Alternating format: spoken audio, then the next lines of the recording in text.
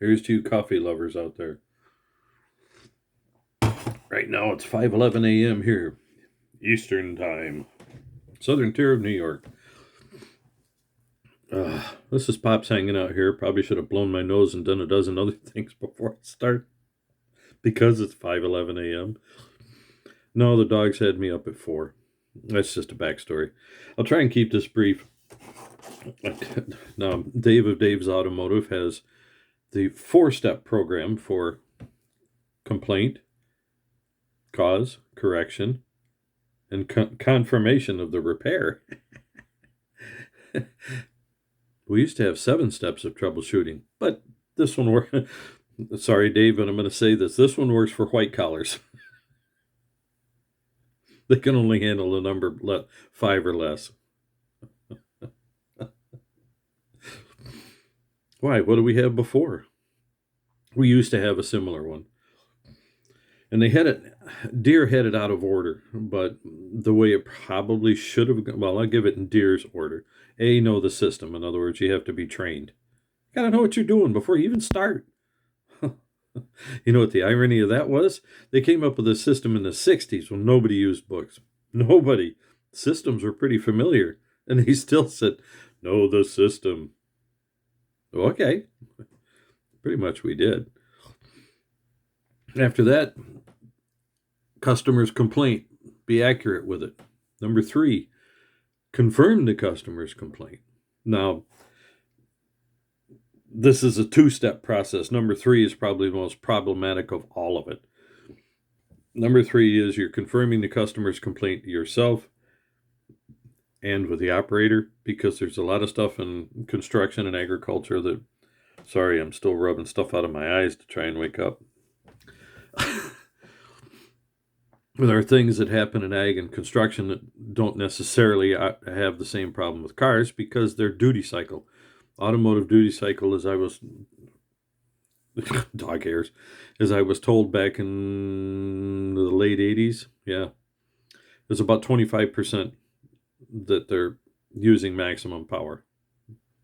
This is a lot of times you're on the highway, you barely make 10%. So we'll say 25%. When you get into agriculture, depending on what you're doing, lawn and garden, that kind of stuff, they're running around the 50% plus mark, 50 to 75%.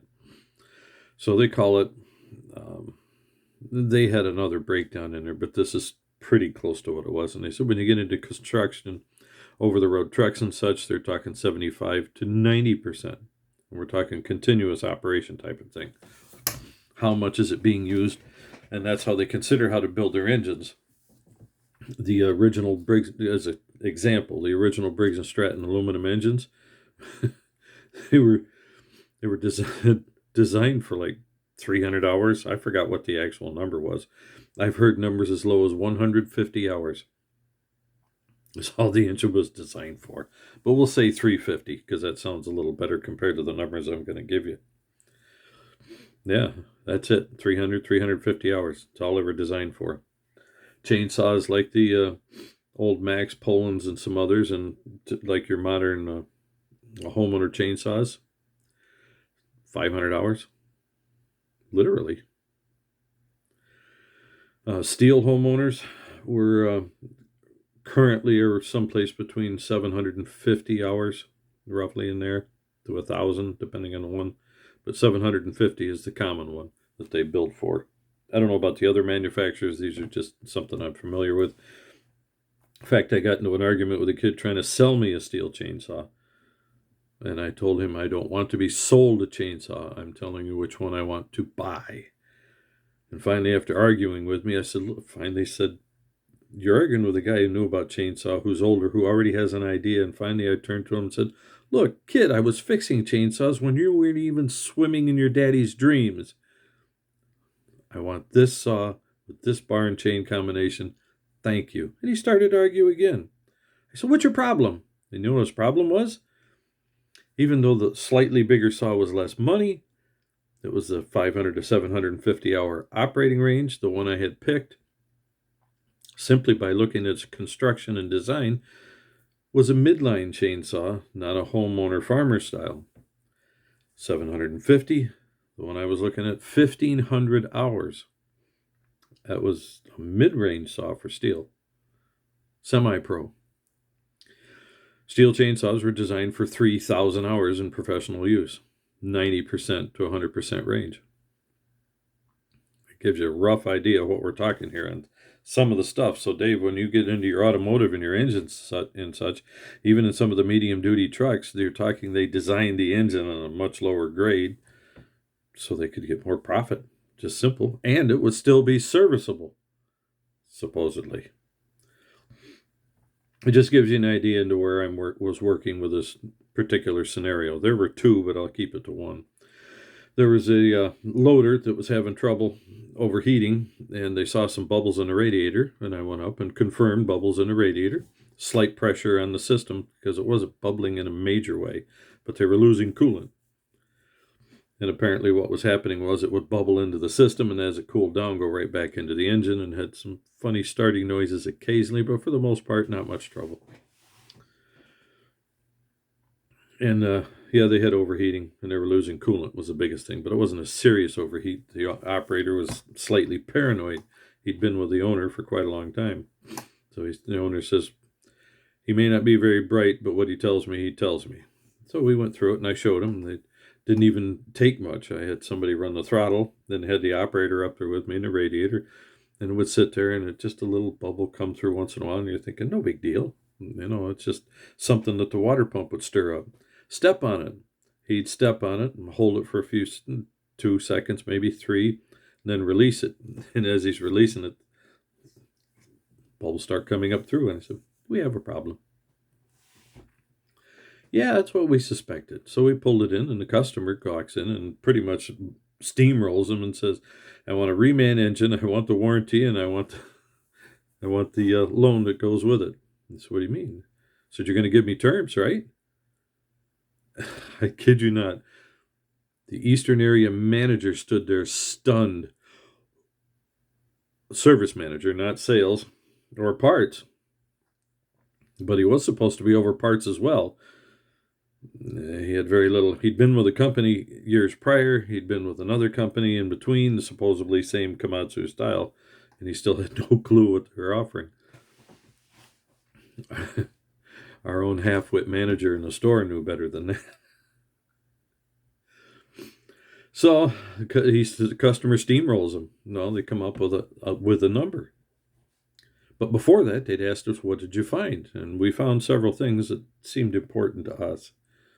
If you're going to be overhauling the engine, I found a head gasket that just had a bare track in the gasket. The thing had almost 20,000 hours on it, somewhere between 15 and 20,000. Good size loader, 300 horsepower range, 350, somewhere in there. I think it would be designated as 3 or 4 yard loader. So it was fair size. It wasn't a monster. And they gave him a quote, $60,000. And I said, wow, that kind of money. I said, so where are we taking the radiator? So what do you mean? We're just going to park it outside for now. You got the engine out. That's all you need. And I said, no, there's a problem with the fuel tank. No, there's not. You already washed it off. Leave it alone. That's not the quote. I kept getting the story. It's not in the quote. And now I'm talking we don't have a real boss. We have kind of an interim because we're a small shop, a satellite from Syracuse.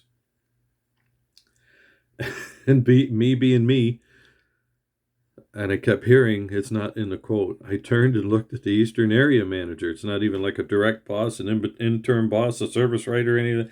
Looked at him and said, well, then who in the world is the jackass that came up with this quote? No radiator repair? No fuel tank repair? What do you need that for? I said, there's water in the system, serious water. You've got a water separator, it doesn't matter. That's not how this works. All right. He tried keeping me out of it, so we didn't find any other problems, right? So we got the thing all together, and I ended up being involved because nobody else wanted to be involved. Got it together running, sent it to the customer. First complaint we got, overheating. It hadn't quite overheated yet. It tagged the 200-degree mark. In 35, 40-degree overnight weather, they fired it up stone cold, and in I think 10 minutes, 15 minutes, he said. He was already at 200 degrees, and he'd only made 1 or 2 scoops with it. Hadn't even finished filling the truck. Brought it up, parked it. In fact, at first, he parked it till it cooled down, and then brought it up. We got up there, and I took a thermostat. And obviously, the shop was very slow for similar reasons. Incompetence. And Kevin says, "Are you going to look at the radiator?" I said, "Nope, that's not in the quote, Kevin." I said, "That's what you're for."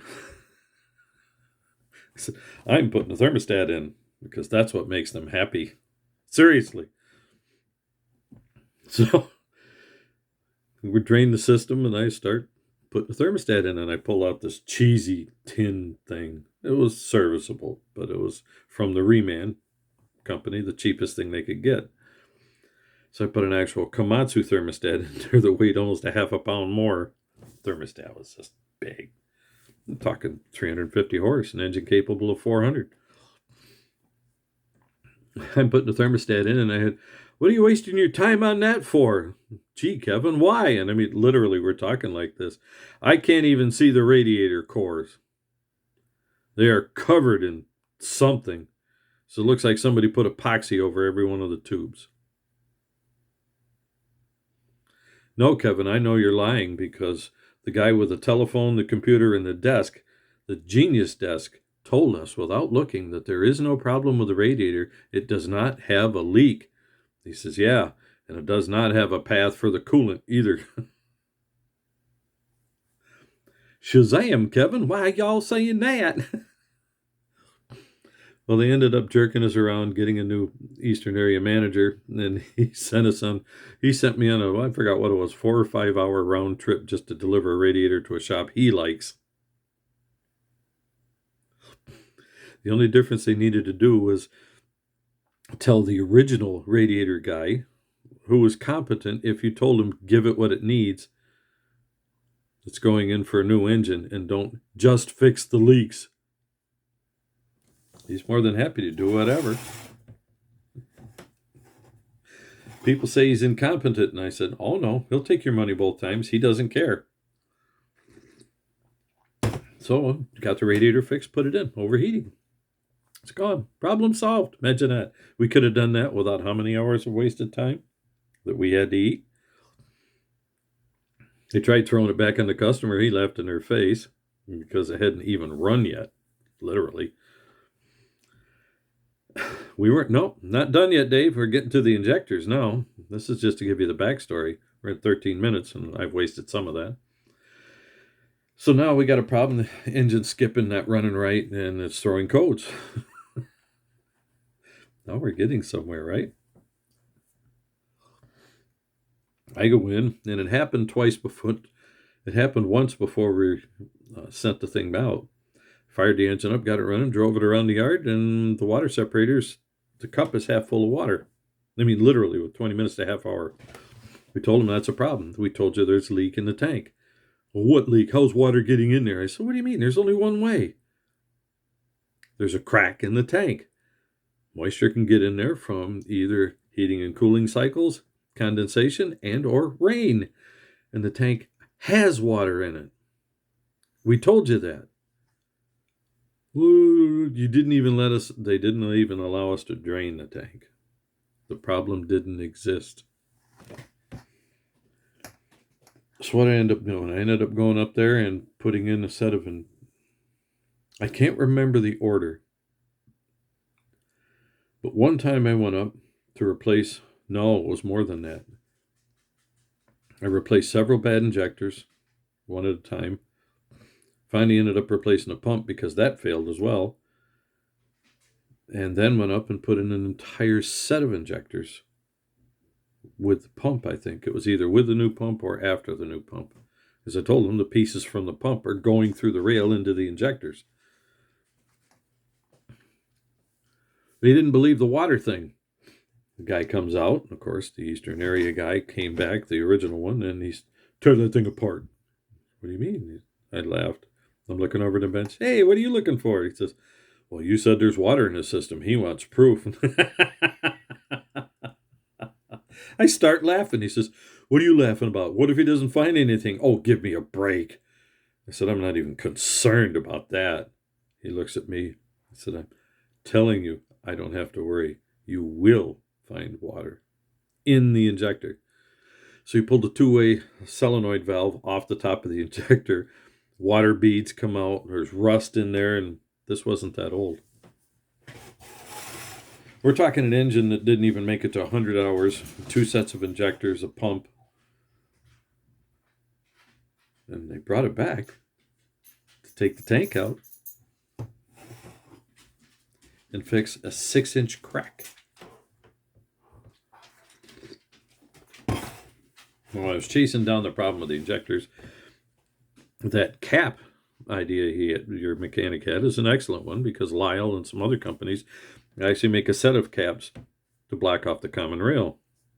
In our case, if it wasn't approved by Komatsu and or Anderson Equipment, which was like Mutt and Jeff telling you what to do, you didn't use the caps. So we would go up in to the actual monitor on almost every Komatsu that has a common rail engine. Not everyone, but almost everyone. They have a cylinder cancel test. Now, the problem you had is you put in a new injector and it couldn't start, couldn't build rail pressure, because at idle it's only demanding so much pressure. It's only putting out so much flow as well. Because it's starting, this is more than enough fuel, normally. So I had to use cylinder cancellation test, which helped out with some of that. But others, you could see misfires and such.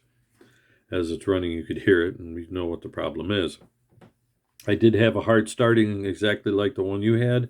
I was ordered to do something different because the engine was built slightly different. It was a Nip and Denso system instead of a Bosch, which is licensed by Bosch with some changes. Excuse me. We had to build an adapter because we needed to do what's known as a spill test. The adapter to plug into the return of the injector side, and it was external on these things. The injector was internal, but the return was external. Then we take the banjo bolt out, and we drilled a hole in another banjo bolt, soldered the hole shut. Follow me here. With a barbed fitting we installed on top. Now this is a little bitty return banjo.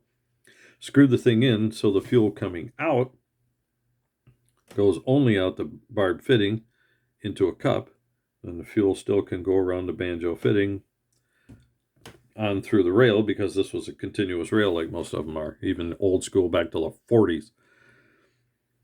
So I was supposed to do the spill test. Well, the funny part is you can't do it on number 6. Number 6 is a double stack banjo. Comes through the banjo rail, goes up through the bolt, and then goes out the return hose to the tank. Well, somebody had done exactly what he was told to do. He soldered off all the holes. Because there's 2 sets, 8 holes in there.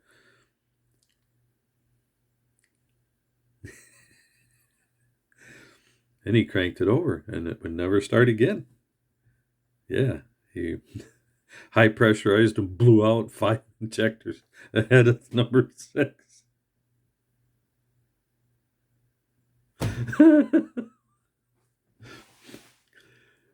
Oops.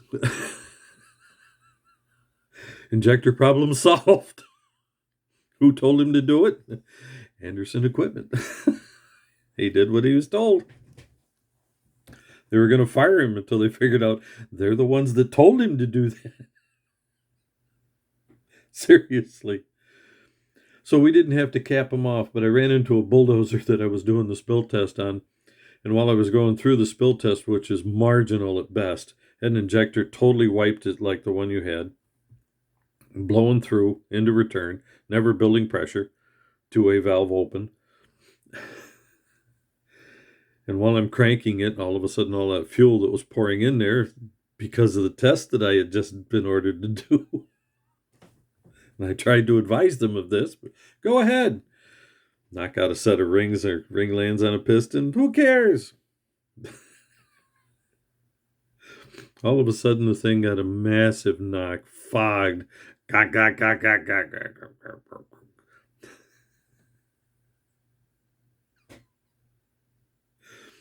I go finally the injector cancel test and find number 5.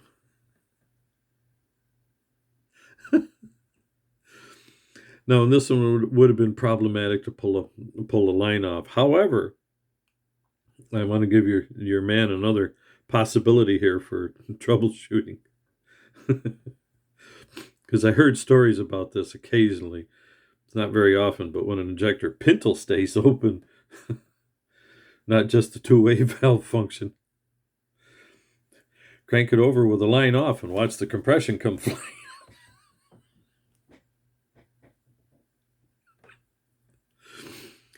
Just stories from the past. Now, your cap, doing the test that I was doing, your cap would have been a better deal. But I would have had to strip the entire side of the engine. So for me, doing the spill test made more sense at first, until I figured out that you were only talking in the neighborhood of, what was it, 5 cc's, 10?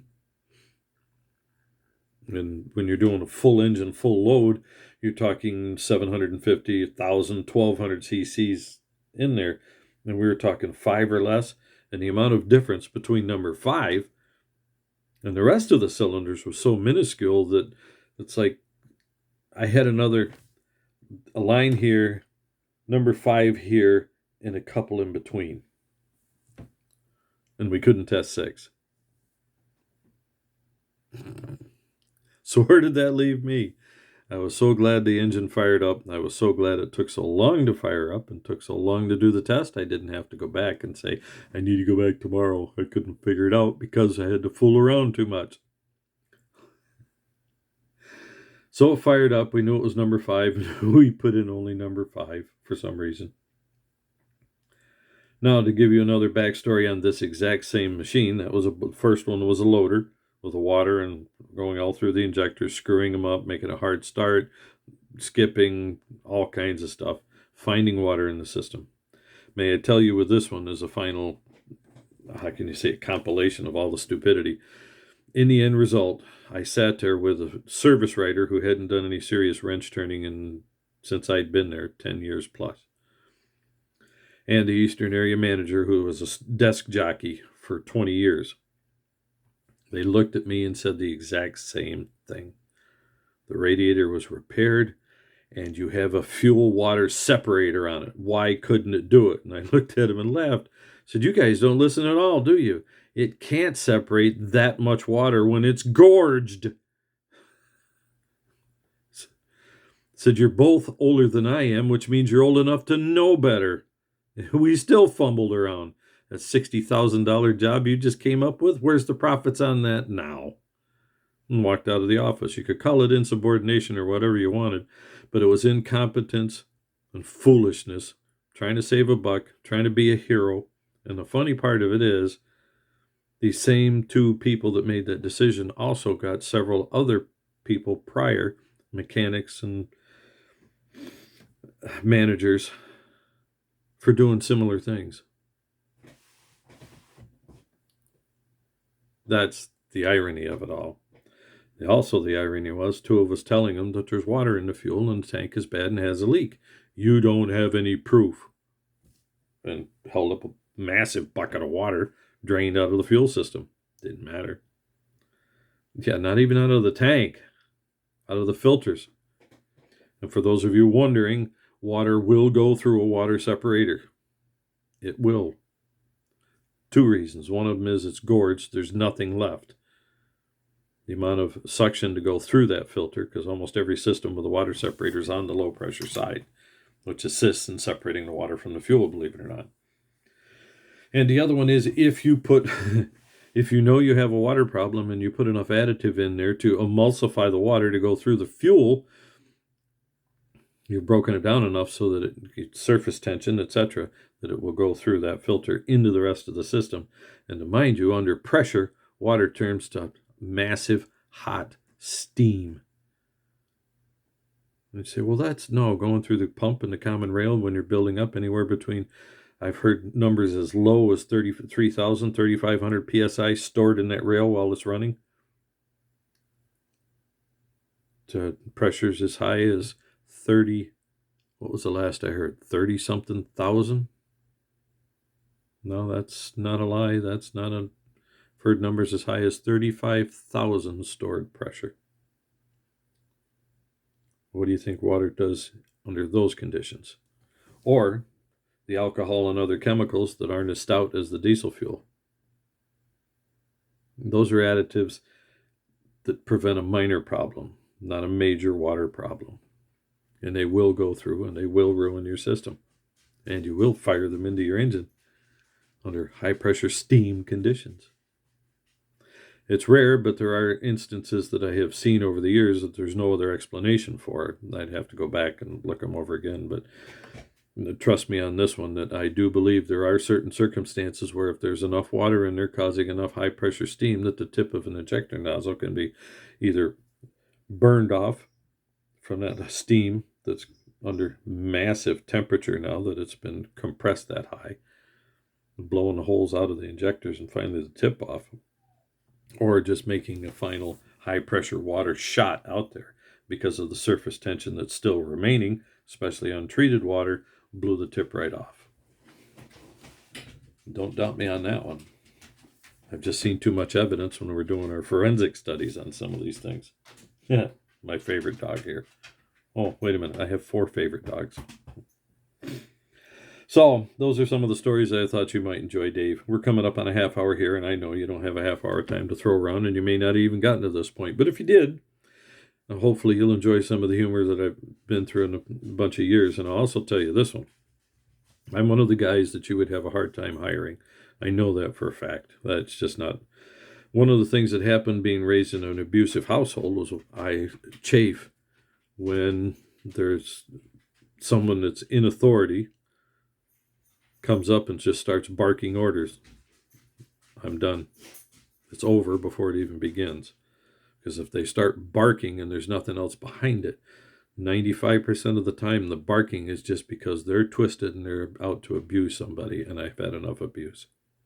So I put up with a lot. I don't bark back or anything else. I stand there, talk, and listen. And quite more often than not, they'll say, "So, what do you got to say?" And I said, the last time I talked to one of these guys, I said, "Nothing constructive at this time." "What do you mean by that?" And I said, "Then I'll repeat it slowly. Nothing constructive at this time." Well, I was actually in for my yearly review, which they made 75% of the review was still unjustified. In fact, more than not, it was all personal opinion. And he had been reordered twice prior to rewrite it. And the third time he says, "Apparently I can't change your opinion on this mechanic who has had an exemplary record prior to you."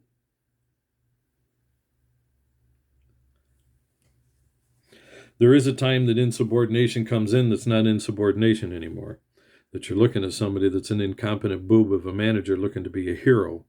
And that type of narcissism no longer should be there. And if I may, something that's missing in the newer crowd. Now, in your shop, Dave, this doesn't necessarily work, but it gives you an idea what happens in other shops where a mechanic may be a fine mechanic, maybe a great technician even.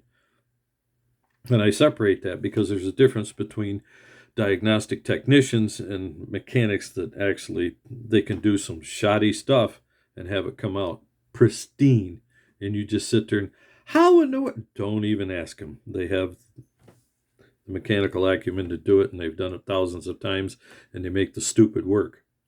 Why? Because they're skilled, talented. But tell them to go troubleshoot something? No. Hand them a thing and tell them, "We got a problem with the exhaust manifold. Bolts are broke off." They're done in half the time that a normal diagnostic technician could even think about. So those are some other things that go with it. So while I'm one that would be very hard to hire, at the same time, I've challenged 3 times service managers that came out screaming at me, "You're too slow, you're too this, you're too that, you're too something else." And finally, one of them hollered at me the wrong time when I was younger, and I said, "Dave, his name was Dave, but he was Lebanese." I said, "Shut your mouth, go in there and start adding it up. Compare my return rate to theirs. And then talk to me when you figure it out. Because I'm actually sick of you coming in here barking at me when I'm not doing much rework. So if you don't mind, I have some work to do." Now that was true borderline insubordination. And you say, borderline? Not for the circumstance that was there, that was the same thing, that his boss jumped on him and he was just letting manure run downhill. I had learned this from previous mechanics that had managers out of line that didn't know what they were doing. They hired to be managers, and they had no idea what was going on in the shop, and that was something that started in the 60s. And in each case, when they came back, they said, we don't like it. You're not turning machines out fast enough. So what's the numbers? He said, that's the sick part. He said, what do you mean? While I was compiling the numbers and listened to the boss complain about you and being too slow, somebody came in and said their machine ran fine. They hadn't had it run that good since it was new. They wanted to buy a chainsaw because they were thrilled with how their lawnmower worked. And he says, we got through with the deal, sent him off, and turned around. He says, I looked at the boss and said, that guy you hate in the shop that doesn't move machines fast enough, he sold a chainsaw for you and wasn't even here. It was ugly on paper until they looked at the profit margin and the return rate. He says, you're making so much money hand over fist, and I don't have to sit here and rewrite work orders. He says, I'm writing work orders for cash, not for rework. That happened more than once. Another one that was insubordination. I looked right directly at him and said, you got to be a complete incompetent boob. He says, well, you're not paying your way. You're doing a lot of rework. And I said, yep, 99% of that rework isn't even mine. I'm fixing screw-ups of your boys in the shop because they don't want to listen to me and you're too stupid to know what they're doing. I said, I know it. You know it. I said, you want to fire me? Fine. Have a nice day. Who's going to do the rework when you do fire me? Because I'm sick of hearing this every day. His partner came out and looked at me and said, did he say that to you? He says, what did you tell him? I told him roughly what I had said. He laughed and said, did you really? I said, yeah. What would you tell him? He says, I don't know, but I'm going to figure it out right now, and went back and reamed him. That wasn't all because it was a family operation. The original founder of the company came in, the old man, and he just sat there. Says, what are you doing? I said, nothing. I just got chewed out for being, I forgot what it was, too slow or something else. And he said, did you really? Let me guess. So-and-so. Yeah. Why? He says, oh, good. He says, I love yelling at my son-in-law.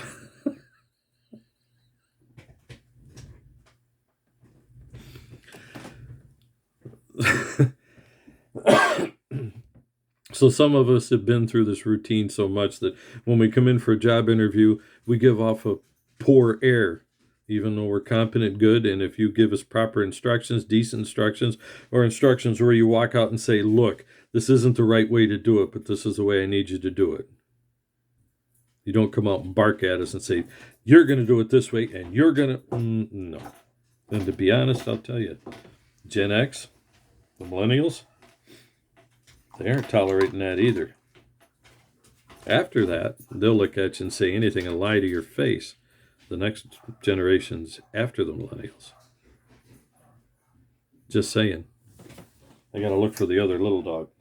Anyway, I've burned up enough of your time. Hopefully you've enjoyed some of the messages and signs here, and I know you're looking for a particular type of personality within the age group that you're looking at.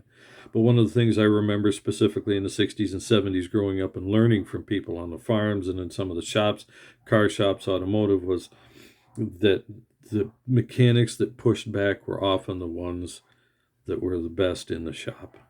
When somebody was given an incompetent or wrong information, they pushed back every single time.